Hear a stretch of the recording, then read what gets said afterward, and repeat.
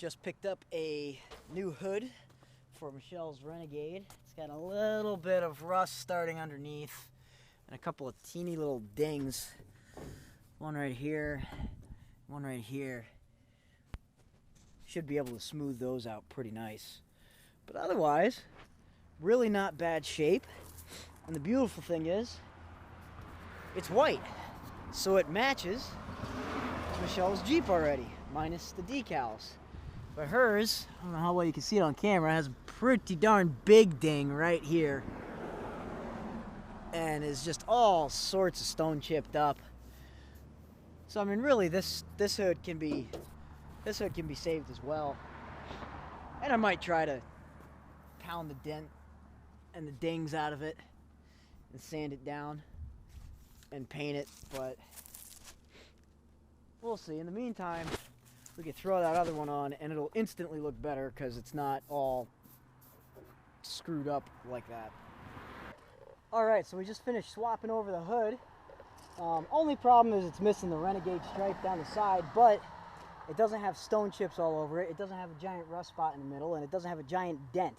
It had a couple little dings we were able to tap them out.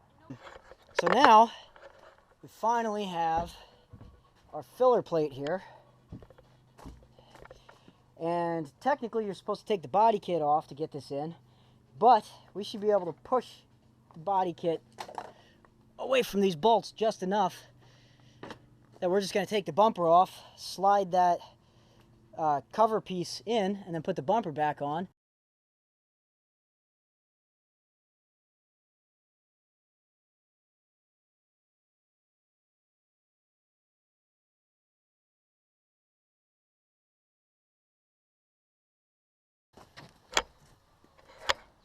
That is going to look way better.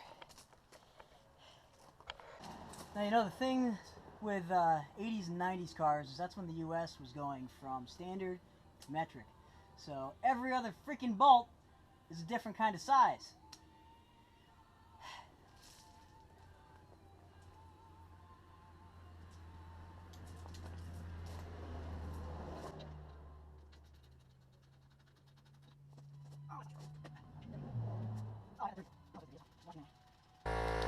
Just trying to touch up this window frame a bit. If you guys remember, this was nothing but rust, and it still is, but at least now it's going to be pretty looking rust until we can get a new window frame. As things progress on the rust repair underneath the Jeep, on the frame, and eventually the floor pan, things are also progressing with the aesthetics of the Jeep. It's kind of a role reversal. I look like crap today, and the Renegade is actually starting to look good. Check it out. I'll have to find some video to cut in here real quick of what it looked like when it started. But, you know, we got the front grille Plasti Dips, hides a bunch of the paint chips. I mean, obviously you still see the indentations, but it looks a lot better than it did. We changed the hood, so there's no more big dent, no more rust spots. We painted the windshield frame, so yeah, there's still nasty amounts of rust, but you know what? Looks way, way better than brown rust and chips all over the place. Got her cleaned up. We got the Jeep cover installed. I'm actually going to adjust the bumper out just a tiny bit to get rid of this bow and have it sit flush like it should. Got the modified TJ bumper. It's dipped white to fit. Got this stuff painted with rust coat, black paint. Got her cleaned up. Tires shined. Interior is not looking too bad. Got those ugly seat covers out. Got the top down. I really think it's cleaning up nice, as a matter of fact. This thing, it no longer looks like a piece of crap. No longer embarrassing to drive. Looks good. A little bit more to go. So like I said, I'm going to adjust the bumper out a little bit, get that flush. I'm going to take the mirrors off today. And we're going to repaint these because that looks like crap. And seeing as we don't have the matching wheels like we're supposed to, eventually I'll redo this one and hopefully we can find another set of these for a decent price. But for the time being, another project for today, I'm going to Plasti Dip the steel 5-spokes gray to match the decals, which eventually we'll have to get another decal for right here for the hood. But we're going to dip the wheels gray to match the decals, and the grill. And that should really bring the whole scheme together and get rid of those nasty, rusty wheels. And this thing's going to be looking pretty darn decent. So I'm starting to think I'm going to save the mirrors and the wipers for another day. Just because I've got a lot to try to get done in a little bit of time. But repainting the brake drums black, just because they were showing a lot of ugly rust through those 5 spokes. The top bumper bolts, paint them white just so they blend in a little. And then we got all 4 rims here.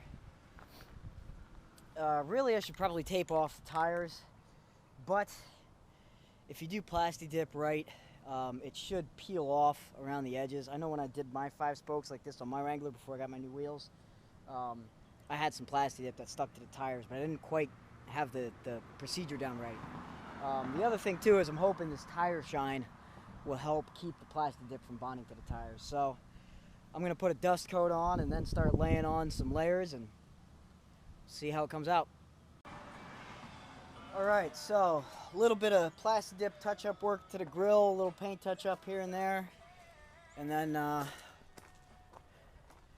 over here we got the first heavy coat of Plasti Dip on the wheels. I'm not sure if they're going to come out looking gray and cool looking to match the Jeep, or if they're just going to look like they're primered. We'll see what happens. White hardware is drying. Brake drums, I don't think they need another coat. I'm not really too concerned about that. I just want to make it look a little better. And then in between the coats, still working on this section of frame, which of course is fighting me tooth and nail because the strut, or shock, excuse me, the shock is seized onto the stud here, and I'm having a lot of trouble getting this loose to get the bottom part off so I can try and hammer this thing apart. So we'll keep working on it. It's funny, I said I was worried about getting the tires cleaned up. This stuff's kind of peeling up on its own on this one, actually. And then I had the idea too that my dad cleans the white walls on his motorcycle with steel wool. So I said, you know what, that'll take that right off. Just, you know, the tire shine protected it a little bit, but it cleans up the white lettering. And then I discovered it starts peeling up the heavy part of the Plasti Dip quite well. So I should be able to peel a good bit off and then steel wool the rest. Plus, the white letters should look pretty decent too. Yeah, look at that. That's gonna peel right off. Look at that. And then just clean up the last little bit with the steel wool. That works great. I just need once the Plasti Dip finishes curing all the way, I can wash everything again, reshine the tires, and we'll be in good shape. Well, all right, I'd say the old girl's starting to look pretty decent. Look at that, front end's touched up, sorta. Looks pretty good. No more stone chips all over the place. She's got her Jeep Wave sticker on there. We got the wheels Plasti Dipped. I'm not sure if I'm gonna dip these caps to match or not. I gotta order one. There's one missing on the other side, so I'm gonna see if I can find one on eBay. But being Shell's vehicle, I'll see if she wants to dip the caps or not.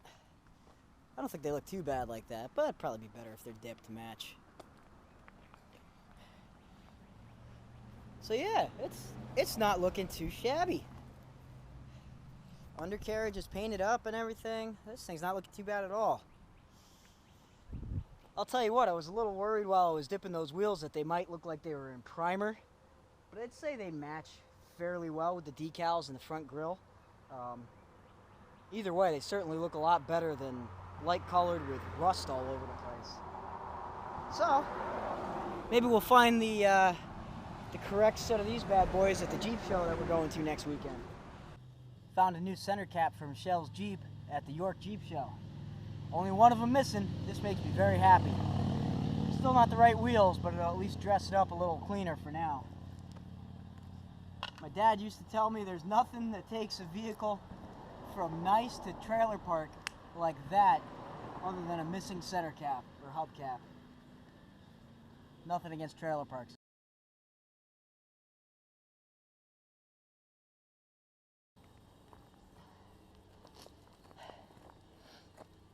There we go.